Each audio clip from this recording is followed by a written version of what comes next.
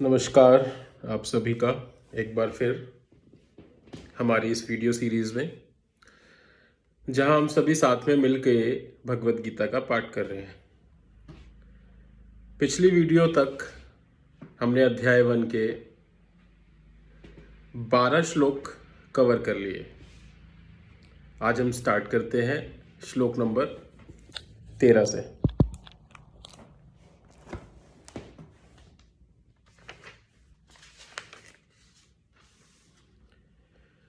ततः शंकाश्च भैर्यश्च पर्णवान् कगो मुखः सहसेवा भयंतया सा शब्द स्तुमूलो अभवता।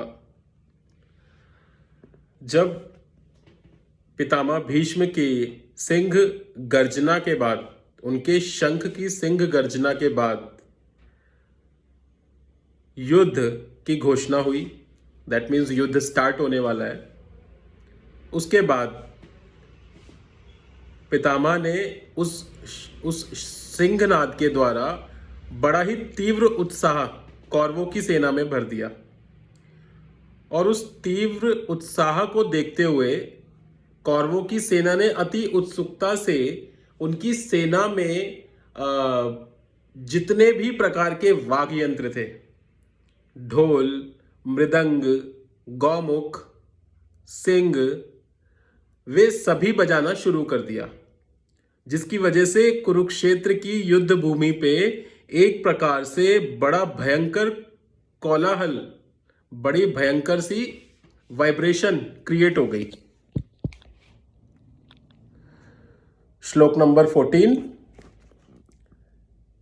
ततः श्वेते हैर्युक्ते महति स्यदने स्थितो माधवः पांडवैश्चवा दिव्यो शंखो प्रधत्मतु। अब ये श्लोक बड़ा इंपॉर्टेंट है भगवत गीता में। क्यों इंपॉर्टेंट है? क्योंकि इस श्लोक के थ्रू गीता में भगवान कृष्ण की एंट्री होती है। भगवान कृष्ण दिखाई देते हैं इस श्लोक के बाद। क्या मीनिंग है इस श्लोक का? कि पांडवों की सेना के बीच से श्वेत अश्वों द्वारा खींचे जाने वाले दिव्य रथ पर, भव्य रथ पर आसीन माधव मीन्स हमारे भगवान कृष्ण और अर्जुन अपने अपने दिव्य शंख बजाते हुए आ रहे हैं। अब एक तरफ कौरवों ने उद्घाटन किया पितामह भीष्म के शंख की गर्जना के बाद। अब इस साइड से, पांडवों की साइड से, अर्जुन और भगवान कृष्ण ने सिंहनाद स्टार्ट किया एज अ ट्रेडिशन, युद्ध शुरू होने से पहले। अब जब कौरवों की सेना की जो जितनी भी प्रकार की वहां वाद्य यंत्र बज रहे थे वो सब धीमे होने लगे, तब एकदम से पांडवों की सेना के बीच से भगवान कृष्ण दिखाई देते हैं। वे अपना शंख बजाते हैं और अर्जुन भी निर्भीकता से पूरी शक्ति के द्वारा अपना शंख वीरता द्वारा बजाते हुए आ रहा है। अब संजय जब धृतराष्ट्र को यहां बता रहा है तो वो माधव वर्ड का यूज कर रहा है। श्री कृष्ण के लिए माधव वर्ड यूज किया। क्यों यूज किया? क्योंकि मां का अर्थ भाग्य के देवता से होता है। मां का अर्थ है भाग्य के देवता और धव का अर्थ है पति। तो जो भगवान श्री कृष्ण है वो विष्णु के रूप में भाग्य की देवी लक्ष्मी जी के पति हैं।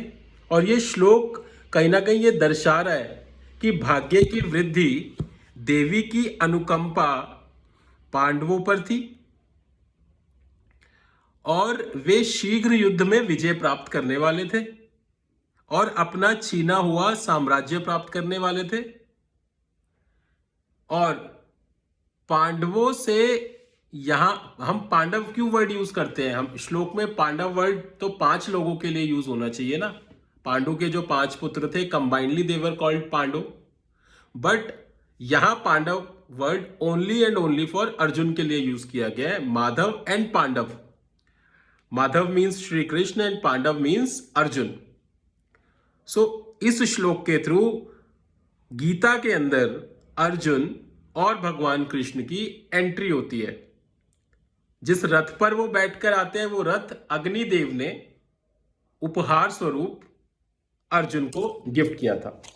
दैट मीन्स इतनी सारी पॉजिटिविटी आज की डेट में अर्जुन के पास है जो आने वाले श्लोक में भी पता लगेगी।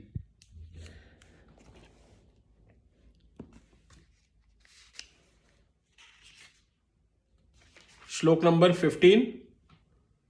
पांजन्य ऋषिकेशो देवदत्तम धनंजय पौंड्रदध्मो महाशंखम भीम कर्मा वृकोदरः। अब भगवान कृष्ण ने अपना शंख बजाया जिसका नाम पंचजन्य था, और अर्जुन ने अपना शंख बजाया जिसका नाम देवदत्त था, और भीम ने अपना शंख बजाया जिसका नाम पौंड्र था। अब इस श्लोक में भगवान कृष्ण को ऋषिकेश के नाम से संबोधित किया जा रहा है, जिसका मतलब होता है मन और इंद्रियों के स्वामी। अब कृष्ण जो है वो अपनी और समस्त प्राणियों के मन और इंद्रियों के स्वामी हैं, और कृष्ण ने धरती पर अपनी अद्भुत लीलाएं करते समय भी अपने मन और इंद्रियों को पूरी तरीके से नियंत्रण में रखा।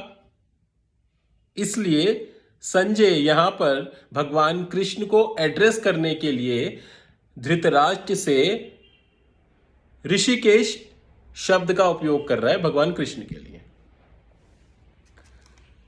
अब श्लोक नंबर 16, 17 और 18, क्योंकि इन तीनों श्लोकों में कहीं ना कहीं डिफरेंट योद्धा पांडवों की सेना से अपने अपने शंख बजा रहे हैं, तो ये तीनों श्लोक एक साथ करते हैं।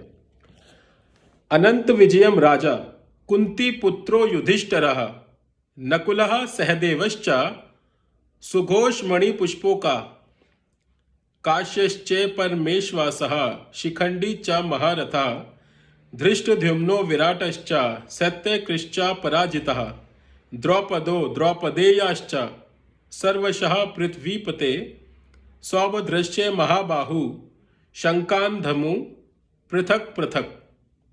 अब ये श्लोक तो बहुत बड़ा हो गया क्योंकि 3 श्लोक हमने कंबाइन कर दिए, बट तीनों श्लोक बड़े ही सिंपलर शब्दों में एक्सप्लेन किए जा सकते हैं कि अर्जुन का और श्री कृष्ण का जो शंख बजा, उसके बाद भीम का भी शंख बजा। अब बारी आती है युधिष्ठिर की। बाकी पांडव और बाकी जो पांडवों की सेना के महानायक हैं वे लोग भी अपना अपना शंख बजा के युद्ध को स्टार्ट करने का एक नोट देते हैं। तो इस श्लोक में संजय ये बता रहा है कि राजा युधिष्ठिर ने अपना अनंत विजय नाम का शंख बजाया, नकुल और सहदेव ने सुघोष और मणिपुष्पक नाम के शंख बजाए, और धनुर्धर काशी महायोद्धा शिखंडी धृष्टद्युम्न अजय सत्यकी द्रुपद द्रौपदी के 5 पुत्र और सुभद्रा के महाबलशाली पुत्र वीर अभिमन्यु आदि सब ने अपने अपने अलग शंख बजाए। युधिष्ठिर पांडवों के सबसे बड़े भाई हैं, या उन्हें राजा कहकर संबोधित किया गया है।